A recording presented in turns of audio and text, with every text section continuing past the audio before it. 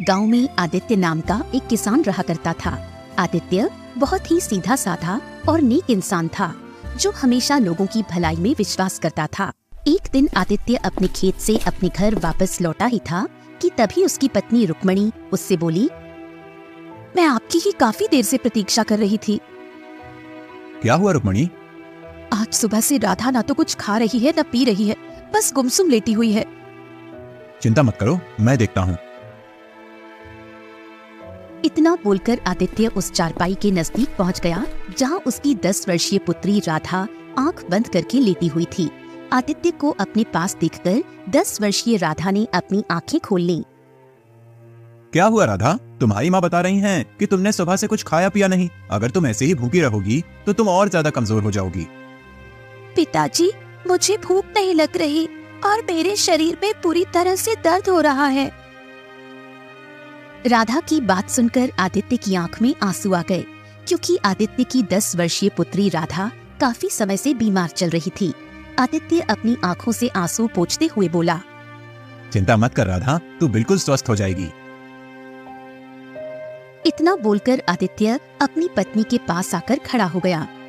आखिर आप राधा को और मुझे कब तक झूठी तसल्ली देते रहेंगे? आखिर मेरी पुत्री को ऐसी कौन सी बीमारी लग गई है जो वो ठीक होने का नाम ही नहीं ले रही?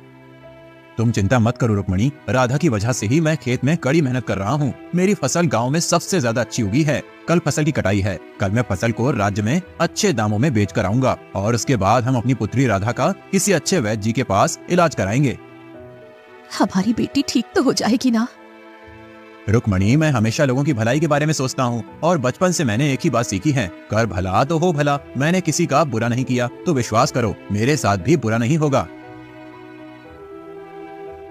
इतना बोलकर आदित्य अपने घर से बाहर चला गया। कुछ देर तक आदित्य गहरी सोच में गुमसुम चलता हुआ एक झोपड़ी के पास खड़ा हो गया। उस झोपड़ी के बाहर एक बूढ़ा व्यक्ति बैठा हुआ था, जो कि आदित्य के गांव का एक बहुत बड़ा वैद्य था। वैद्य आदित्य की ओर देखकर बोला, क्या हुआ आदित्य? तुम्हारे चेहरे पर चिंता की लकीरें क्यों झलक रही हैं? आज मेरी पुत्री राधा ने सुबह से कुछ नहीं खाया और आज मेरी पत्नी भी मुझसे पूछ रही थी कि आखिर राधा को ऐसी कौन सी बीमारी लग गई है जो वो ठीक होने का नाम ही नहीं ले रही। इतना बोलकर आदित्य फूट फूट कर रोते हुए वैद्य से दोबारा बोला, अब मैं अपनी पत्नी से ज्यादा दिन तक झूठ नहीं बोल पाऊंगा। आदित्य की बात सुनकर वैद्य कुछ देर तक गहरी सोच में गुम रहे। कुछ देर बाद वो आदित्य के चेहरे को बहुत ही गौर से देखते हुए बोले, देखो आदित्य, मैंने तुमसे पहले ही कहा था कि तुम्हारी पुत्री को एक विचित्र बीमारी है और उसका इलाज संभव नहीं है। लेकिन मैं तुमसे ये नहीं कहूंगा कि तुम उसका किसी दूसरे वैद्य से इलाज नहीं करवाओ। केशव नगर राज्य में एक बहुत बड़े वैद्य रहते हैं, जो कि मेरे गुरुजी भी हैं। तुम्हें जाकर उनसे मिलना चाहिए, परंतु वहां जाने से पहले तुम्हें धन का इंतजाम कर लेना चाहिए।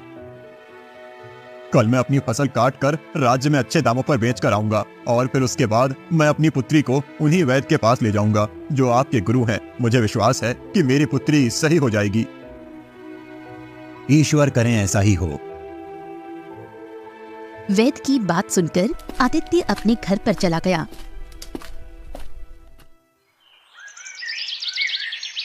अगली सुबह जब आदित्य अपने खेत की फसल कटाई के लिए जाने ही वाला था कि तभी गांव का मुखिया दौड़ते हुए आदित्य के घर पर आ पहुंचा। आदित्य, गजब हो गया। क्या हुआ मुखिया जी, आप इतने घबराए हुए क्यों हैं? जो खबर मैं लेकर आया हूं उसे सुनकर तुम भी घबरा जाओगे। जल्दी बताइए मुखिया जी, क्या हुआ है? आदित्य, कल रात तुम्हारी फसल में आग लग गई। तुम्हारी फसल जलकर राख हो गई। मुखिया की बात सुनकर आदित्य दौड़ता हुआ अपने खेत में पहुंच गया। आदित्य ने देखा कि उसकी सारी फसल जलकर राख हो चुकी है। आदित्य अपना सर पकड़कर रोने लगा। तभी वहां मुखिया आ पहुंचा। आदित्य मुखिया की ओर देखकर रोते हुए बोला, अब मैं क्या करूं मुखिया जी? सोचा था कि इस फसल को बेचकर अपनी बिटिया राधा का केशव नगर राज्य के वैद्य से इलाज करवाऊंगा। अब मैं क्या करूं? समझ में नहीं आ रहा आदित्य कि तुम्हारे खेत में आग कैसे लगी। आप नहीं जानते, मेरी फसल में आग नहीं लगी, बल्कि मेरी जी तोड़ मेहनत में आग लगी है। मेरा परिवार तो अब भूखा मर जाएगा। अब मैं क्या करूं? मैं जानता हूँ तुम्हारी पुत्री विचित्र बीमारी से जूझ रही है, लेकिन तुम चिंता मत करो। अगर तुम चाहो तो मैं तुम्हें जमींदार से कुछ कर्ज दिलवा सकता हूँ। ये सुनकर आदित्य अपने आंसू पोंछते हुए बोला, मुखिया जी, मैं आपका यह एहसान जिंदगी भर नहीं भूलूंगा। मेरी पुत्री का इलाज होना बहुत जरूरी है। तो फिर चलो मेरे साथ। मुखिया आदित्य को जमींदार के घर पर ले गया और जमींदार को सारी घटना बताते हुए बोला, जमींदार जी, आदित्य को इस समय धन की बहुत आवश्यकता है। उसकी फसल जलकर राख हो गई है। उसके घर में खाने को खाना नहीं है। ऊपर से उसकी पुत्री एक विचित्र बीमारी से जूझ रही है। इस बेचारे के ऊपर तो एक साथ आफतों के पहाड़ टूट पड़े हैं। ठीक है, मैं इसे धन देने के लिए तैयार हूँ, लेकिन कुछ महीनों बाद मेरी पुत्री मोहिनी का विवाह होने वाला है। इसे सारी रकम ब्याज सहित वापस लौटानी होगी। मैं तैयार हूँ जमींदार जी। आप मुझे कर्ज के रूप में जितना भी धन दे देंगे, मैं उससे दोबारा खेती करने के लिए बीज खरीदूंगा और अपनी पुत्री का इलाज भी करवाऊंगा। जमींदार ने कुछ स्वर्ण मुद्राओं की थैली आदित्य को पकड़ा दी। आदित्य वो स्वर्ण मुद्राओं की थैली को लेकर अपने घर पर चला गया और सारी घटना अपनी पत्नी रुक्मणी को बताते हुए बोला, जमींदार तो बहुत ही अच्छे आदमी निकले रुक्मणी। अगर जमींदार जी मुझे कर्ज नहीं देते तो ना जाने क्या होता। मैं तो हिम्मत ही हार गया था। आप सही कहते हैं। अब हमें अपनी बेटी का इलाज कराने में देर नहीं करनी चाहिए। आदित्य उसी दिन अपनी पत्नी रुक्मणी के साथ अपनी पुत्री राधा को लेकर केशव नगर राज्य के उस बड़े वैद्य के पास चला गया। वो बूढ़ा वैद्य राधा की जांच पड़ताल करने के बाद बड़ी ही गंभीर अवस्था में आदित्य की ओर देखकर बोला, मुझे क्षमा करें आदित्य, तुम्हारी पुत्री का इलाज असंभव है। ये सुनकर आदित्य और उसकी पत्नी रुक्मणी बुरी तरह से घबरा गए। आप कहना क्या चाहते हैं? हम तो बड़ी उम्मीद लेकर आपके पास आए थे। आदित्य, कुछ विचित्र बीमारी ऐसी होती हैं जिनका इलाज भी बहुत विचित्र और दुर्लभ होता है। तुम्हारी पुत्री को भी ऐसी ही बीमारी है जिसका इलाज शायद ही इस संसार में हो। तुम अपनी पुत्री को यहाँ से ले जा सकते हो। आदित्य और रुक्मणी फूट फूट कर रोने लगे। वो दोनों उदास मन से अपनी पुत्री राधा को लेकर दोबारा अपने गांव वापस आ गए। अपने घर पर आकर रुक्मणी रोते हुए आदित्य से बोली, तो क्या हमारी पुत्री राधा कभी सही नहीं हो पाएगी? हिम्मत मत हारो रुक्मणी, मेरा मन अभी भी कहता है कि मेरी पुत्री राधा सही हो जाएगी। अरे केशव नगर राज्य के वैद्य ने अगर हार मान ली तो क्या हुआ? और भी राज्य में ऊंचे वैद्य हैं। मैं दूसरे राज्य के वैद्य के पास जाऊंगा, लेकिन फिलहाल तो खेत में काम करना भी जरूरी है, क्योंकि जमींदार का कर्जा भी चुकाना है।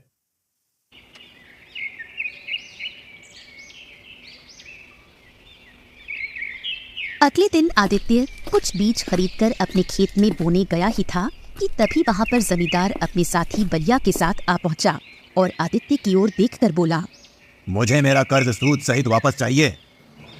जमींदार की बात सुनकर आदित्य बुरी तरह से चौंक पड़ा। ये आप क्या कह रहे हैं जमींदार जी? अभी परसों ही तो मैंने आपसे कर्ज लिया था। इतनी जल्दी मैं आपका कर्ज सूद सहित कैसे वापस कर सकता हूँ? आदित्य की बात सुनकर जमींदार के बगल में खड़ा हुआ बलिया जोर जोर से हंसता हुआ आदित्य से बोला, तुम मूर्ख हो आदित्य, तुमने ये भी सोचने की कोशिश नहीं की कि तुम्हारे खेतों में आग कैसे लगी। मैं तुम्हारी बात का मतलब नहीं समझा। इसकी बात का मतलब मैं तुम्हें समझाता हूँ आदित्य। दरअसल मेरी नजर तुम्हारे खेत पर काफी समय से थी। मैंने ही तुम्हारे खेत में आग लगाई थी। जमींदार की बात सुनकर आदित्य बुरी तरह से चौंक पड़ा। हाँ, मैंने आग लगाई थी। मैं जानता था कि तुम्हारी पुत्री बीमार है और उसे इलाज की बहुत ज्यादा आवश्यकता है। तुम इस गांव में घूम फिरकर कर्ज लेने के लिए मेरे ही पास आओगे, और मेरी किस्मत तो देखो, मुखिया जी स्वयं तुम्हें मेरे पास ले आए। ये तो गलत है जमींदार। किसी की मुसीबत का फायदा उठाकर कभी भी कोई इंसान सुख से नहीं जी पाया। ये बातें सिर्फ सुनने में अच्छी लगती हैं आदित्य। इससे पहले कि मैं तुम्हें तुम्हारे खेत से धक्के मारकर बाहर निकालूं, यहाँ से निकल जाओ। आज से ये मेरा खेत है, क्योंकि मैं जानता हूँ कि तुम मेरी रकम सूद सहित 7 जन्मों तक नहीं चुका सकते। आदित्य समझ गया कि जमींदार की उसके खेत पर बुरी तरह से नीयत खराब हो चुकी है। आदित्य निराश होकर आंखों में आंसू लिए हुए अपने घर की ओर चल पड़ा। आदित्य आधा रास्ता पहुंचकर एक वृक्ष के नीचे बैठकर फूट फूट कर रोने लगा। आदित्य को नहीं पता था कि जिस वृक्ष के नीचे वो रो रहा था उस वृक्ष के पीछे एक साधु बैठे हुए थे। आदित्य के रोने की आवाज सुनकर अचानक वो चौंक पड़े। वो साधु आदित्य के पास आकर बोले, क्या हुआ, तुम रो क्यों रहे हो? आदित्य रोते हुए सारी घटना साधु को बताते हुए बोला, मेरी पुत्री मौत की कगार पर खड़ी हुई है और मेरा खेत भी जमींदार ने मुझसे छीन लिया। तुम्हारे साथ वास्तव में बहुत बुरा हुआ है। अगर तुम्हारे साथ इतना बुरा नहीं हुआ होता तो मैं तुम्हें एक रहस्य कभी नहीं बताता। कौन सा रहस्य साधु महाराज? एक ऐसा रहस्य जिससे तुम्हारी पुत्री की विचित्र बीमारी सही हो सकती है और तुम इतने धनवान हो सकते हो जिसकी तुम कल्पना भी नहीं कर सकते। साधु की बात सुनकर आदित्य चौंकते हुए बोला, साधु महाराज, मैं केवल यही चाहता हूँ कि मेरी पुत्री स्वस्थ हो जाए। धन का क्या है, धन तो आता जाता है। धन तो मैं कभी भी मेहनत करके भी कमा सकता हूँ। मुझे तुम्हारी ये बात बहुत अच्छी लगी। अब मेरी बात ध्यान से सुनो। यहाँ से कुछ दूर एक घना और विचित्र जंगल पड़ता है। कहते हैं कि उस विचित्र जंगल में एक बहुत ही सुंदर झील बहती है। उस झील के किनारे एक दुर्लभ जादुई कमल का फूल उगता है। वो फूल केवल वही व्यक्ति प्राप्त कर सकता है जिसका मन लोभ और ईर्ष्या से दूर हो और जिसके मन में दूसरों के प्रति प्रेम और दया की भावना हो।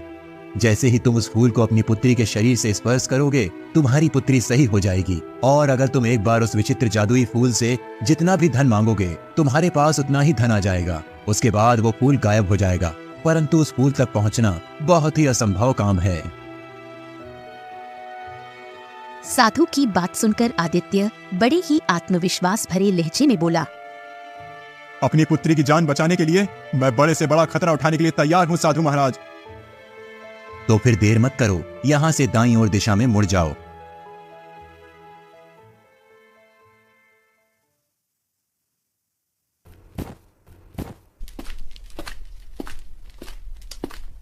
आदित्य तुरंत दाईं ओर दिशा की ओर चल दिया। आदित्य सुबह से लेकर शाम तक पैदल चलता रहा। रात तक आदित्य बुरी तरह से थक चुका था। आदित्य के पैर जवाब दे चुके थे। थक हार कर आदित्य एक घने वृक्ष के नीचे कुछ देर आराम करने के लिए बैठ गया। आदित्य आराम करने के लिए बैठा ही था कि आदित्य ने देखा एक सुंदर हिरण उसकी कुछ ही दूरी पर दौड़ता हुआ आकर खड़ा हो गया।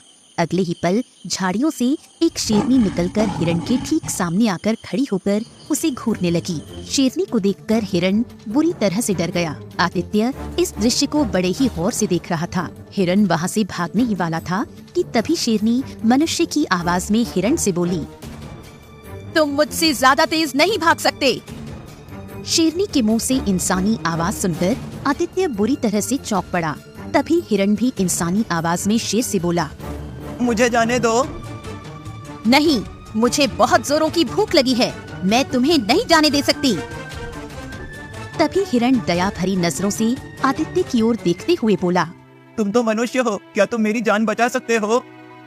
न जाने क्यों हिरण के ऐसा बोलने पर आदित्य को हिरण के ऊपर बहुत तरस आ गया। आदित्य शेरनी की ओर देखकर बोला, तुम तो शेरनी हो, फिर तुम इंसान की आवाज में कैसे बात कर सकती हो? मैं एक मायावी शेरनी हूँ। अगर तुम मायावी शेरनी हो तो फिर ये हिरण भी मायावी हुआ। तुम इसे छोड़ दो। मैं इसे एक ही शर्त पर छोड़ सकती हूँ। कौन सी शर्त?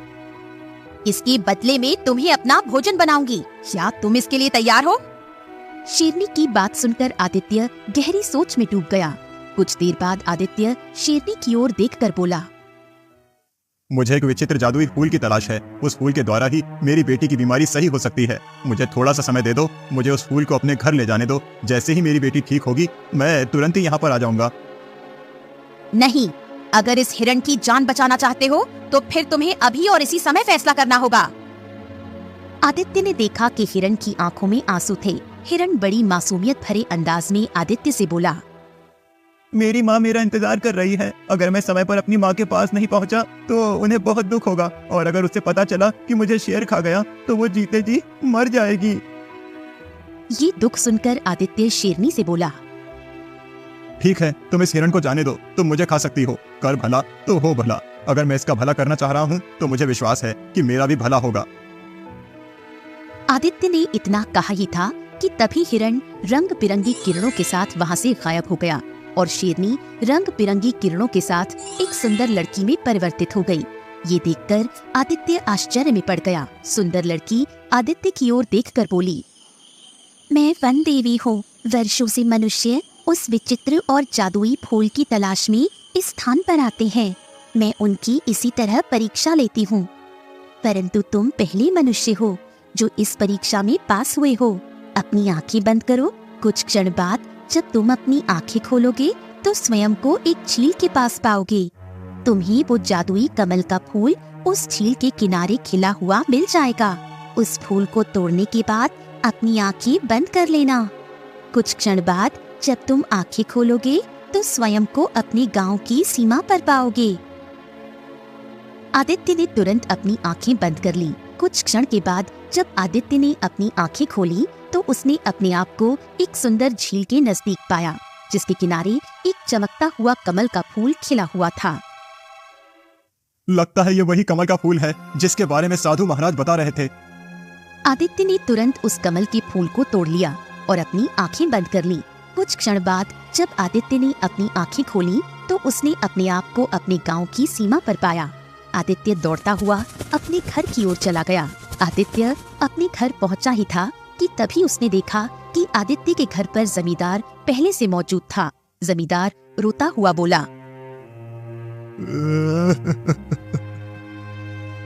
मुझे क्षमा कर दो आदित्य, मुझे मेरे किए की सजा मिल गई। कल रात मेरी बेटी बुरी तरह से बीमार पड़ गई।